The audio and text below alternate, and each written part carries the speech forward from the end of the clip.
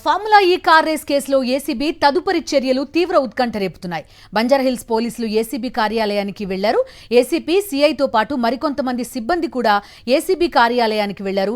అధికారులతో సమావేశం నిర్వహిస్తున్నారు. దీంతో ఏం జరగబోతోందనే సస్పెన్స్ ప్రస్తుతం నెలకొంది. ఏసీబీ కార్యాలయం దగ్గర ఉన్నారు మా కరెస్పాండెంట్ వాసు. ఈ యాక్షన్ ప్లాన్ ఏసీబీ తర్వాత ఏం చేయబోతుందో అడిగి తెలుసుకుందాం. వాసు చెప్పండి, ఇప్పుడు క్వాష్ కొట్టేసింది హైకోర్టు, సుప్రీంకోర్టు గడప తొక్కారు కేటీఆర్. So what next? ఇప్పుడు ఏసీబీ ఏం చేస్తుంది? అరెస్ట్కి దిగే అవకాశాలు ఉన్నాయా? సుప్రీంకోర్టుకి కేటీఆర్ వెళ్లిన నేపథ్యంలో కొంత వేచి చూసే ధోరణి ఉండే అవకాశం ఉంటుందా?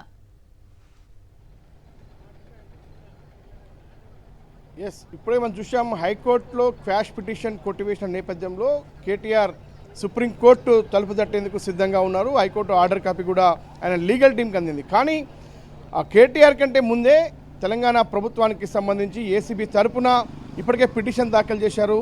దీనికి సంబంధించి అంటే ముందే మా వాదన వినాలి అనే అంశానికి సంబంధించి కూడా సుప్రీంకోర్టులో అవసరమైతే హౌస్ మోషన్ వేసేందుకు కూడా సిద్ధమైన నేపథ్యంలో కేవేట్ పిటిషన్ ప్రభుత్వం దాఖలు చేసింది. అంటే కేవేట్ పిటిషన్ కూడా మా వాదన విన్న తర్వాతనే కేటీఆర్ విషయంలో ఆదేశాలు ఇవ్వాలి, ఆర్డర్ ఇవ్వాలి, ఆయన వాదన వినాలి అనేటువంటి అంశాన్ని ఏసీబీ తరఫున తెలంగాణ ప్రభుత్వం అయితే ప్రస్తుతం పిటిషన్ దాఖలు చేసినట్టుగా తెలుస్తూ ఉంది.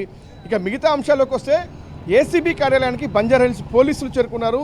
దాదాపు 30 నిమిషాల పాటు ఏసీబీ అధికారులతో స్థానిక ఇన్స్పెక్టర్ వెంకటరెడ్డితో పాటు ఏసీపీ వెంకటరెడ్డితో పాటు ఇన్స్పెక్టర్ మిగతా అధికారులు కూడా భేటీ అయ్యారు. ఈ భేటీకి సంబంధించి కూడా రేపు ఈ ఏసీబీ విచారణకు అరవింద్ కుమార్ వస్తున్న నేపథ్యం కావచ్చు, ఎల్లుండి కేటీఆర్ని రావాలని ఇప్పటికే నోటీసులు జారీ చేసిన పరిస్థితులు కావచ్చు.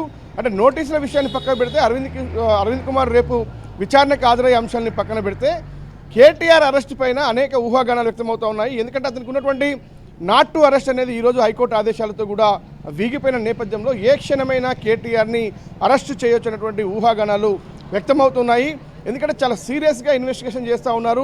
మనం చూసాం, ఉదయం నుంచి కూడా గ్రీన్కో కంపెనీకి సంబంధించిన అనుబంధ సంస్థలపైన కూడా సోదాలు సాగుతున్న నేపథ్యం కావచ్చు. ఏసీబీ కోర్టులో కూడా సెర్చ్ వారెంట్ కోసం అనుమతి తీసుకున్నటువంటి తీరు కావచ్చు. మరోపక్క ఏసీబీ కూడా ఉదయం నుంచి సమాలోచనలు చేస్తూ ఉంది. అధికారుల సమావేశాలు నడుస్తూ ఉన్నాయి. ఒక పక్కన రైడ్స్ చేస్తూ ఉన్నారు.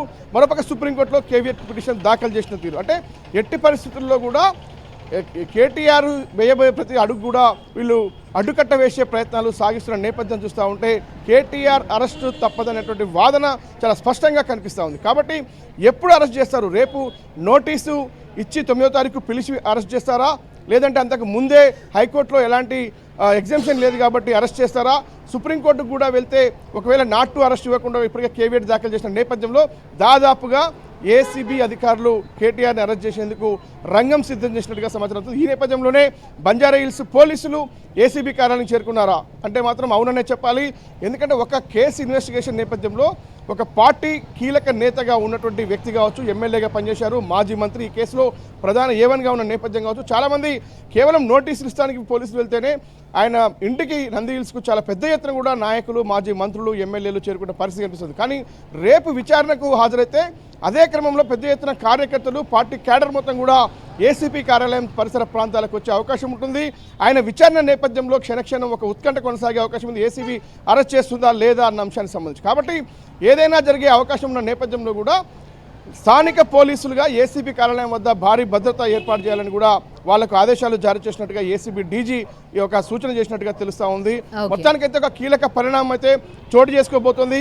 సుప్రీంకోర్టులో ఎలాంటి వాదనలు జరగబోతా ఉన్నాయి, అంతకుముందే ఏసీబీ ఏమైనా రంగంలోకి దిగుతుందా అంటే బంజారాహిల్స్ పోలీసులు వచ్చిన తీరు చూస్తూ ఉంటే జరగబోయే పరిణామాలు మాత్రం అనుమానాలు వ్యక్తం చేస్తున్న పరిస్థితి కనిపిస్తుంది. కేటీఆర్ టీం కూడా పూర్తి స్థాయిలో అప్రమత్తమైంది. ఆయన కూడా విచారణ ఎదుర్కోవడానికి సిద్ధమవుతున్నాడు. ఒక పక్కన ఈడీ నోటీసులు కూడా జారీ చేసింది 16న హాజరు కావాలని. రేపు బిఎల్ఎన్ రెడ్డి ఈడీ విచారణకు హాజరవుతుంటే రేపు ఏసీబీ విచారణకు ఐఏఎస్ అధికారి అరవింద్ కుమార్ హాజరవుతున్నారు. ఈడీ, ఏసీబీ ఒకేసారి ఈ కేసులో ఉన్నటువంటి నిందితులను విచారించబోతోంది. ఎల్లుండి కేటీఆర్ విచారణ నేపథ్యంలో ప్రస్తుతం బంజారాహిల్స్ పోలీసులు అయితే ఇక్కడ పిలిచారు. లేదంటే అరెస్టు కోసం ఏమైనా రంగం సిద్ధం చేసిందని అంటే ఖచ్చితంగా కూడా అందులో కూడా అనుమానాలు అయితే వ్యక్తమవుతా ఉన్నాయి. Okay Vasu, thank you.